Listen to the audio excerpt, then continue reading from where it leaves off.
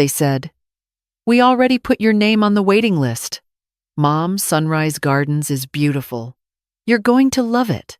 I smiled and nodded the way you do when the people sitting across from you have already decided, and your opinion is just a formality they forgot to skip. That was a Tuesday.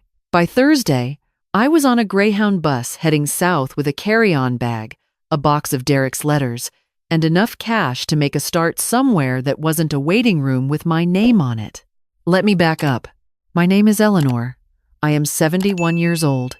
I taught 4th grade for 32 years in Columbus, Ohio, and I know the difference between a child who needs guidance and a child who has simply decided they know better than you. I raised one of each. My son, Michael, was always the second kind. When my husband passed 4 years ago, Michael and his wife Sandra came to stay for a week. They went through the kitchen cabinets, organized my medications into a plastic pill organizer with the days of the week printed on top, and left a list of emergency contacts taped to the refrigerator, as if I might forget my own phone number in a moment of grief. I thanked them. I took the pill organizer apart and put everything back where it belonged. Some habits are not about memory. They are about dignity. For 2 years after that, I managed fine. I kept the house, kept my routines, drove myself to church and the farmer's market and my book club on Wednesday afternoons.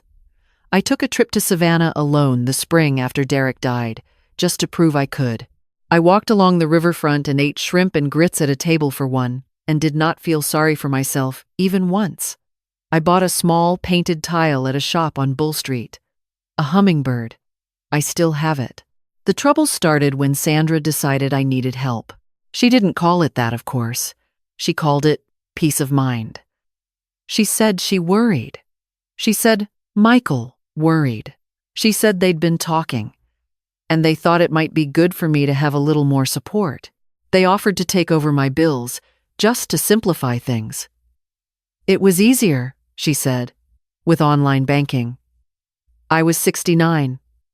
I had been balancing a checkbook since before Sandra was born, but I let them help because they needed to help. And sometimes love means letting people feel useful even when you don't need them. That was my first mistake. The second mistake was not changing my bank password when Sandra asked me once, very casually, what it was, so she could log in to pay my electric bill while I was at the dentist. I did not know about the Sunrise Gardens deposit until the Tuesday they sat me down at my own kitchen table with 2 cups of coffee and a brochure printed on heavy paper with photos of smiling women doing watercolor paintings in a sunlit room. Sandra spoke. Michael looked at the table. She said they'd done a lot of research. She said the facility was lovely, only 20 minutes from their house, and I would have my own room with a private bath. She said the staff was wonderful. She said there was a garden. She said she knew change was hard, but they wanted me to be safe and comfortable and not alone. And this was the right thing. They were sure of it. She slid the brochure across the table. I looked at it. I looked at Michael. He was turning his coffee mug in a slow circle, not meeting my eyes. "How much is the deposit?" I asked. Sandra hesitated. "Just a moment. Long enough. We took care of it," she said. "So you don't have to worry." I asked her again. "How much?" She told me. I knew that number. I had seen it leave my account 3 days before when I logged in to check my balance, as I did every Monday morning. I had assumed it was an error. I had planned to call the bank. I sat with that for a moment. The kitchen was quiet. The refrigerator hummed. Outside, a car went by, slowly. Then I asked them when they had planned to tell me. Sandra said they wanted to have all the details ready first. She said they didn't want me to worry. She said I would love it once I got there. I said I needed a few minutes. I went upstairs. I washed my face. I sat on the edge of the bed I had shared with Derek for 38 years, and I looked at the quilt his mother had made, folded at the foot of the mattress, and I thought about what it means to be managed, what it means to be handled, what it means to be loved in a way that requires your disappearance. I thought about the hummingbird tile in my dresser drawer. Then I opened the drawer, took out the envelope I kept there, with my own emergency cash, $1,200. I had set aside every December since Derek died, a habit he had taught me. Never keep everything in one place, and I put it in my coat pocket. I changed my shoes. I packed the carry-on bag I used for weekend trips. 3 changes of clothes. My medications in a small zippered case. My reading glasses. Derek's letters tied with kitchen twine. The hummingbird tile wrapped in a sock. I came downstairs. Michael had moved to the living room. Sandra was rinsing the coffee cups. I told them I was going to take a walk and think things over. Sandra said that was fine. She said to take all the time I needed. I called a cab from the front porch. I did not take a walk. I went to the bank. The young man at the counter had a name tag that said Garrett. I told him I needed to close my joint account and transfer everything to my personal account, the one in my name only. He looked uncertain. I explained calmly that I had added a secondary authorized user some time ago and I wished to remove that access. Garrett said he would need to verify my identity. I provided every piece of identification he asked for. I had my answers ready before he finished the questions. When it was done, I thanked him. He said, "Have a nice day." I said I intended to. From the bank, I went to the bus station. I had not planned Savannah specifically. I stood at the ticket counter looking at the departure board and I thought about the hummingbird tile and the shrimp and grits and the way the light fell on the river in the early morning when I had walked along the waterfront alone and felt, for 1 hour, entirely myself. I thought about how that city had asked nothing of me. "1 ticket to Savannah, Georgia," I said. The man behind the counter did not comment on my age or my carry-on or the fact that I appeared to be traveling alone with no return date. He printed my ticket and slid it across the counter. I turned my phone off in the parking lot. Not because I was afraid of what I would see, because I already knew. And I was not ready to hear it performed at me. The bus left at 4:15.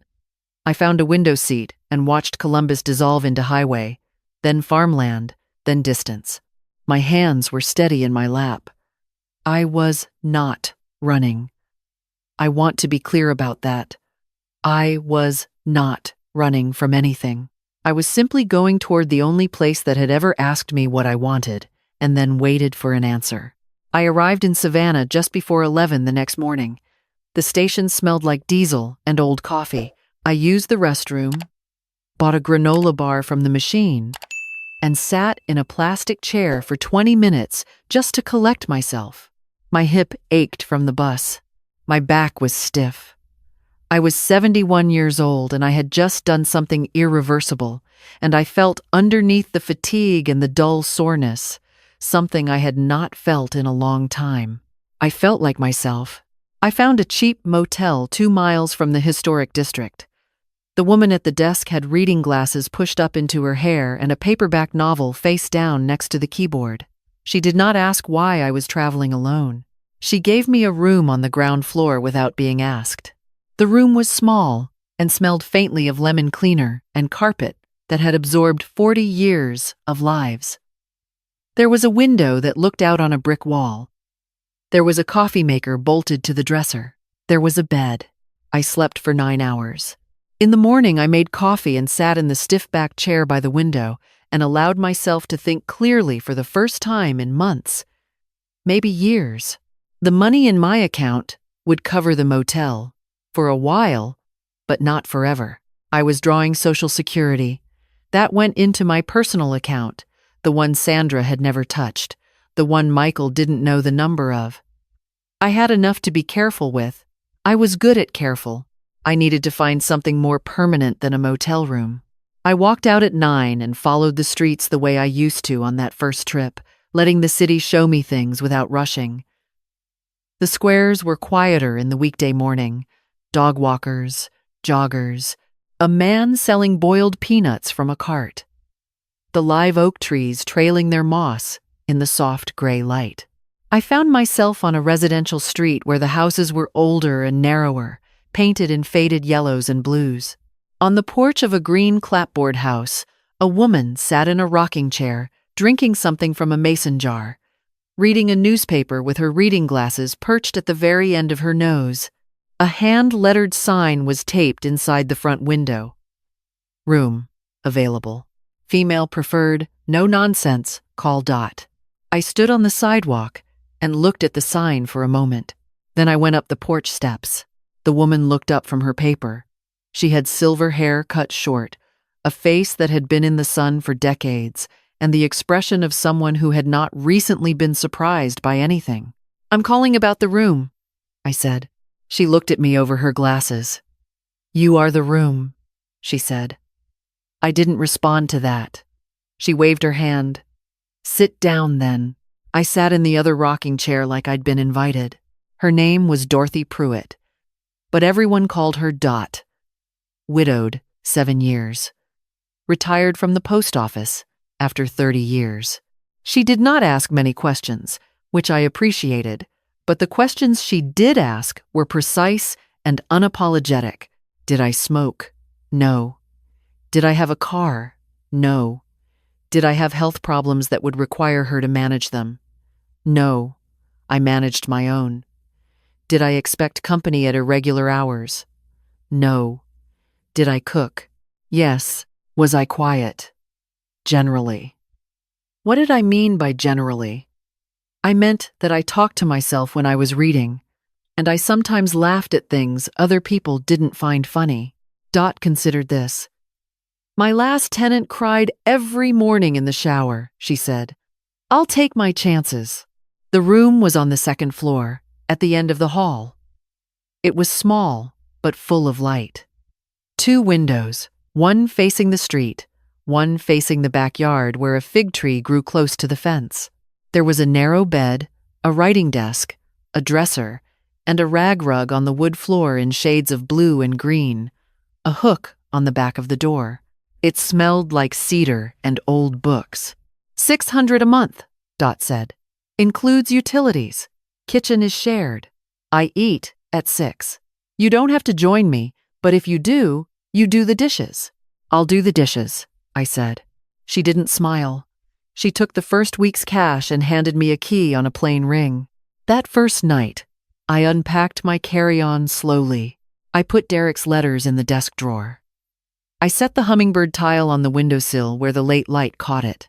I laid my 3 changes of clothes in the dresser, each one folded the way my mother had taught me, which was also the way I had taught my students to fold their papers before handing them in, neatly, as if it matters.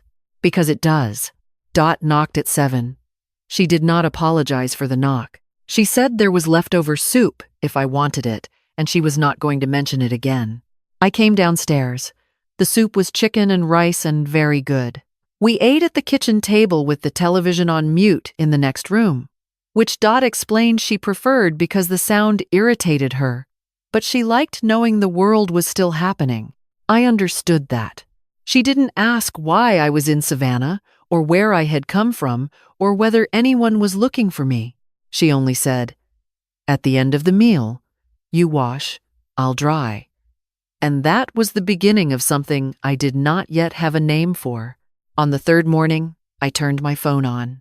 41 missed calls, 19 voicemails. I did not listen to all of them. I listened to enough. Sandra's voice, bright with practiced calm at first, then fraying at the edges. Michael's voice, doing the thing it always did when he was covering guilt with impatience. The tight, controlled sound of a man who had decided he was the wronged party. A message from a number I didn't recognize that turned out to be a woman at Sunrise Gardens asking if I had any questions about my intake appointment. I turned the phone back off. Kept it off for 11 days. During those 11 days, I found out that the bakery 2 streets over was looking for counter help in the mornings. I found out because I stopped there for coffee and a biscuit and noticed the sign in the window, and something in me, not desperation, not bravado, just quiet practicality, walked me through the door and asked who to speak to about the position. Her name was Renata. She was in her early 40s, small, quick-moving, flower on her forearms, her hair pinned back with what appeared to be 2 pencils and a braid clip. She looked at me the way people sometimes do when they're trying to figure out whether to be polite or honest. I told her I was 71, that I had never worked in a bakery, and that I was also not interested in pretending those 2 facts were not true. I told her I had taught 32 years, which meant I had been on my feet in a room full of chaos every day since before she was born, and I did not call in sick, and I did not forget things, and I was not too proud to learn. She asked me when I could start. I said tomorrow. She said 6 a.m. I said I would be there at 5:45. She looked at me for a moment. Then she handed me an apron from the hook by the door. "Let's start now," she said. "I'll show you the register." The work was not difficult. It was repetitive and physical and honest. I took orders, made change, boxed things carefully, refilled the coffee station, wiped down the display case, answered the same questions about ingredients 6 times a morning without letting my patience show its edges. I was good at that. 32 years of 4th grade will do that to a person. The regulars started to recognize me by the 2nd week. A retired history professor named Wallace, who came every morning at 7:15 for a black coffee and a cheese. Danish, who called me ma'am at first, and then simply Eleanor, and who left a book on the counter for me one morning with a yellow sticky note that said, "You look like someone who reads Chekhov." He was right. I had never mentioned it. He was widowed also. 2 grown daughters, one in Atlanta, one abroad. He was the kind of man who asked questions because he was genuinely curious, not because he was filling silence. And when you answered, he listened to the whole answer before responding. That had become, I realized, an unusual quality in a person. We talked about books mostly. Sometimes about the neighborhood, the history of the squares, the way the city moved differently in summer than in winter. We did not talk about our children. At Dot's house, I settled into a rhythm that felt, startlingly, like my own. I woke before 6. I made tea in the kitchen before Dot was up. I walked 3 streets to the bakery. I worked until noon. I walked home a different way each time, which was a habit I had picked up from Derek, who said that taking the same route every day made you stop seeing where you were. In the afternoons, I read or sat in the backyard near the fig tree or helped Dot with whatever she was doing, which she made clear was not assistance she required but would tolerate without comment. She had a garden she took seriously. Tomatoes and peppers and a row of herbs along the sunny fence. She had opinions about everything. The city council, her neighbors, the best temperature for soup, the correct way to load a dishwasher. She shared these opinions whether or not you had asked for them, and she was almost always right, and she knew it. I liked her enormously. One evening, she came in from the garden and handed me an envelope without comment. It had been left in the mailbox. No return address. My name written in a hand I did not immediately recognize. I opened it after she went inside. It was from my granddaughter, Lily. She was 23, my son Michael's daughter from his first marriage, before Sandra, a fact Sandra had spent a decade trying to smooth over the way you smooth over a seam you don't want anyone to notice. Lily had always been different from the rest of them. She visited without being scheduled. She called without a reason. She once drove 4 hours in a rainstorm just to bring me a cutting from a plant she thought I would like. And she was right. I did like it, and I had grown it in my kitchen window for 2 years. The letter was short. "Grandma, Dad says you left. Sandra is telling everyone you had some kind of episode. I don't believe that. I believe you had enough. I've been looking for a way to write to you for 2 weeks. I finally called your old friend Meredith, and she thought you might be in Savannah. She said you always talked about it after your trip. I hope I got it right. I hope you're okay. I'm not okay. I miss you. Please let me know you're safe. I won't tell anyone. Love, Lily." I read it 3 times. Then I sat with it in my lap for a while, watching the evening come down through the window, the light going soft and bronze over the fig tree, the first moths appearing near the porch light. That night I wrote back. I told her where I was. I told her I was safe, that I was working, that I had a good room and a neighbor who was excellent company in the most aggravating possible way. I said I would explain more when I was ready. I mailed it the next morning with a small pressed fig leaf I found on the desk. Something Dot had left there, from the tree. She had a habit of pressing things without explanation. The phone came on again on a Wednesday, 3 weeks after I left Columbus. 67 missed calls, 24 messages. I went through them the way you go through a pile of old mail, sorting quickly, deciding what required attention and what was performance. Most were performance. Michael's messages had shifted from anger to something more calculated, the language of concern dressed over the framework of control. Sandra called me fragile in 2 separate voicemails. She said I needed help. She said they were worried something had happened to my thinking. My thinking was the clearest it had been in 4 years. There was one message from a number I saved but did not call back immediately. An attorney's office in Columbus. Michael's doing, I assumed. Someone checking on my capacity, my finances, my intentions. I made a note to find a local attorney in Savannah before responding to anything. I turned the phone back off and went to make soup. Dot said, "News? Enough of it," I said. She stirred the pot once and said no more about it. The next morning at the bakery, Renata pulled me aside before the doors opened. She handed me an envelope. My name on the front. She said a man had come by the afternoon before, asking for me. He described me accurately. He said he was a concerned family member. He left the envelope. I opened it at the counter. Inside was a photograph, me and Michael, taken at his graduation 30 years ago. On the back, in Sandra's handwriting, "We love you. Please come home. We can figure this out together." Renata watched me. I folded the photograph and put it in my apron pocket. "You okay?" she asked. "Yes," I said, "but I may need to leave a little early today." She nodded. "Go. I'll cover the register." I walked directly from the bakery to a small law office on Liberty Street that Wallace had mentioned once, a woman he trusted who handled estate matters and had been in Savannah for decades. Her name was Carol Hutchins. She was 64, sharp, unhurried. She listened to everything I told her and took notes on a yellow legal pad without interrupting. When I finished, she set down her pen. She said I was under no legal obligation to return to Columbus or to anyone there.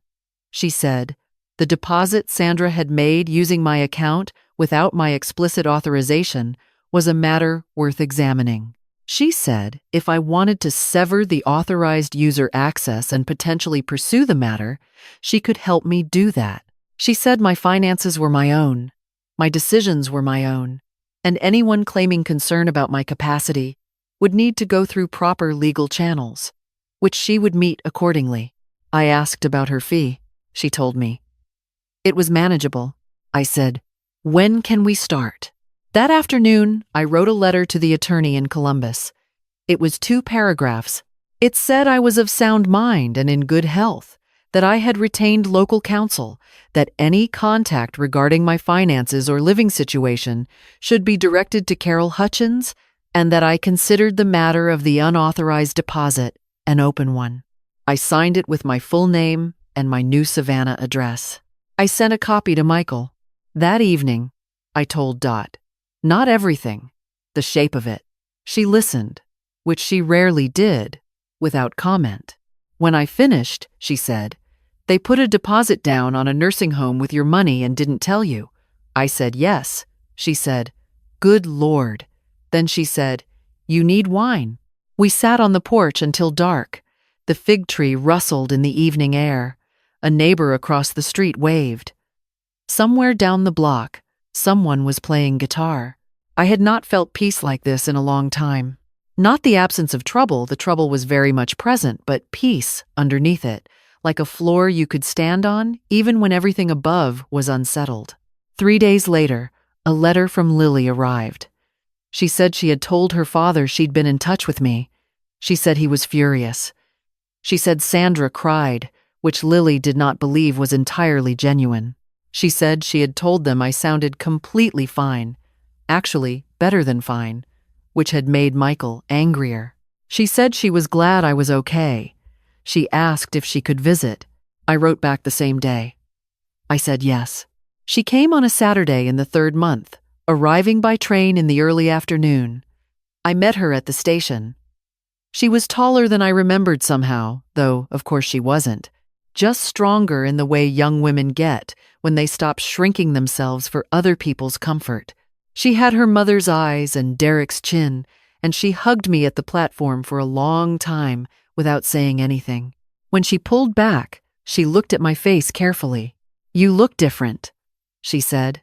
"Better?" I asked. She thought about it. She said, "Like yourself." We walked to the bakery because I wanted her to see it. Renata was still there, closing up. She shook Lily's hand and said, "So you're the granddaughter?" "Yes," Lily said, a little surprised.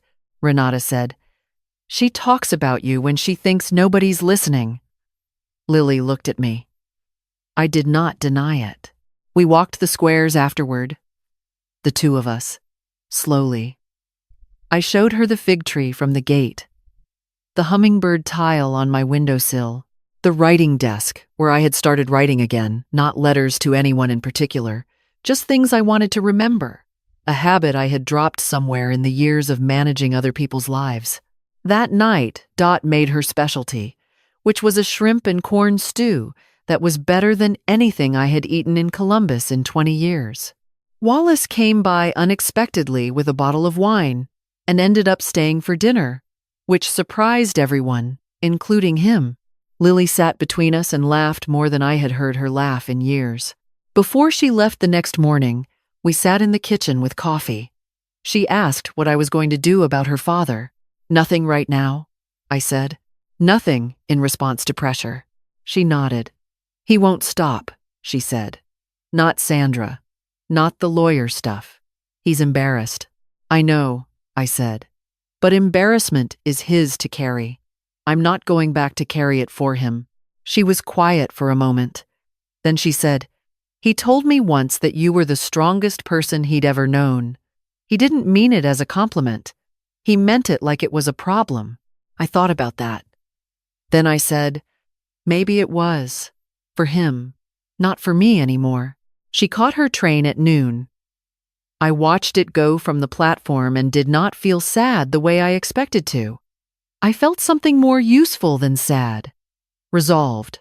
The letter from Michael came a week later. It was long and carefully written, the kind of letter someone writes after a few drafts. It was not an apology. It was a case.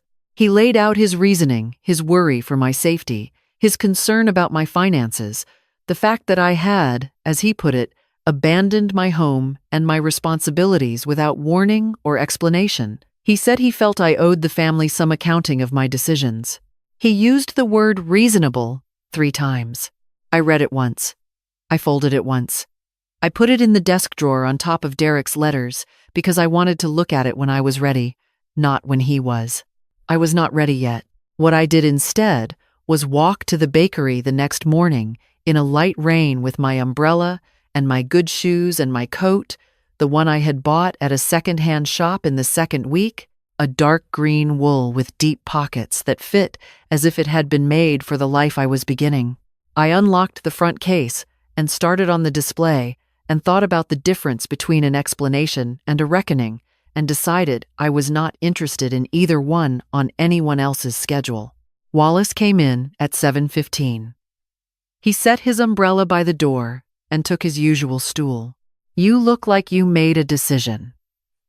"I'm making several," I said, and slid his coffee across the counter. He smiled and opened his newspaper, and we sat in the comfortable silence of people who have learned each other's edges. 2 months after that, I wrote Michael back. Not the letter he had written to me, the case and the accounting and the reasonableness. I wrote something smaller, something true. I told him I loved him. I told him I had loved him since before he could talk, and I would love him when neither of us could anymore. I told him that love was not the question. I told him the question was whether he had ever seen me as a person or only as a function, the person who cooked and drove and babysat and worried and folded herself smaller each year so that his life would have more room in it. I told him I was not angry. Anger required surprise, and I was not surprised. I was only finished waiting for permission to be a full person in the time I had left. I told him Lily was welcome to visit whenever she liked, and that I hoped, when he was ready, he might come too. Not to argue, not to manage me back into something smaller, just to see who I had become when nobody was looking. I told him I had made a life here, not the life anyone would have chosen for me, my own. A room with a window that caught the morning light, a bakery that smelled like yeast and cinnamon, a neighbor who would never once tell me to take it easy, a granddaughter who drove 4 hours in a rainstorm to bring me a cutting from a plant she thought I would like. It was enough. More than enough. I sealed the envelope before I could revise it and mailed it on the way to work. Renata gave me a promotion that month, not in title, just in trust. She let me open on Tuesdays and Thursdays, which meant I had the keys and the quiet and the hour before anyone arrived when the oven was warming and the city was still half asleep. I made the coffee strong, the way Dot had taught me without meaning to, by example. I arranged the display cases with the care I used to give to classroom bulletin boards in September, when everything was still possible. There is something about the beginning of a day that belongs to no one yet. I had forgotten that. Or someone had taken it from me slowly, so slowly I had not noticed until I got it back. I kept Derek's letters in the desk drawer. I kept the hummingbird tile on the windowsill. I kept Lily's letters in a small box on the dresser that I had found at a yard sale on a street I took by accident one afternoon, which was how I found most of the good things now, by accident, by wandering, by being someone who had finally stopped moving toward the place others had picked for her and started moving toward the sound of something she recognized as her own. One evening, Dot knocked on my door holding a piece of paper. It was a flyer for a community class, memoir writing, held on Thursday evenings at the library branch on Habersham Street. The instructor was a retired journalist, 6 weeks, free to the public. I looked at the flyer. Then I looked at Dot. "You're not the type to not write this down," she said. It wasn't a question. She was right. I had been writing things in the margins of my journal for weeks. Small moments, sentences that felt important, conversations with Wallace about Chekhov, the way the morning light changed over the fig tree as October came in. Things worth keeping. I signed up the next morning on my way to the bakery. On the first evening of class, I sat at a long table with 7 other people, mostly women, one man who turned out to be a retired pediatrician who had always wanted to write down the stories patients had told him over 40 years. The instructor asked us each why we were there. When it was my turn, I thought about it genuinely, the way the question deserved. I said that for a long time, I had been part of other people's stories. I had been a supporting character in a narrative I did not write and would not have chosen. And then, not very long ago, I had stepped out of that story without asking anyone's permission, and I was still figuring out what my own story looked like from the inside. The room was quiet for a moment. The instructor said, "Well, that's why we're all here, isn't it?" I wrote my first piece that night at the desk in my room, by lamplight, with the sound of Dot's television murmuring downstairs, and Franklin no, that was someone else's cat. Dot's was called Biscuit, with Biscuit purring somewhere in the hallway. I wrote about a Tuesday in Columbus, when 2 cups of coffee and a glossy brochure changed the course of everything. I wrote about the bus station, about the carry-on bag and Derek's letters and the way the highway looked through the window when you are 71 years old and moving towards something without knowing what it is.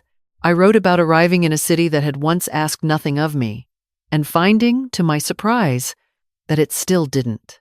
I wrote about choosing, not the dramatic kind, Not the kind you see in films where someone stands on a cliff and makes a speech. The quiet kind.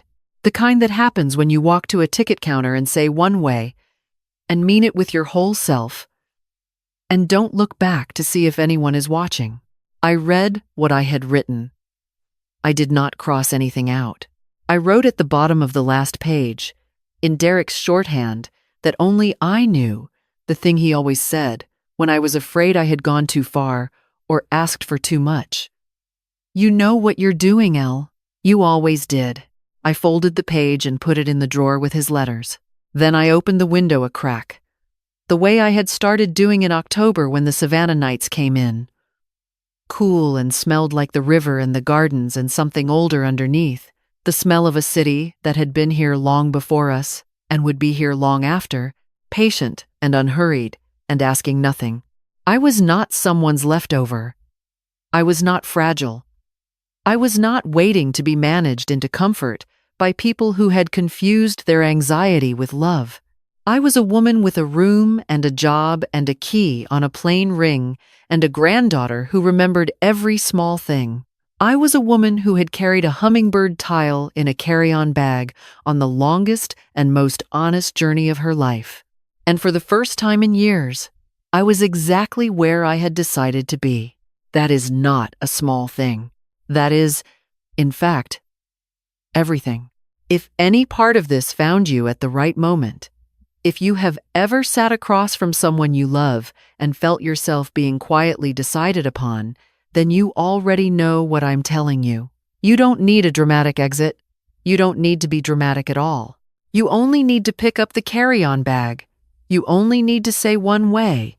The rest of the story writes itself once you give it the room.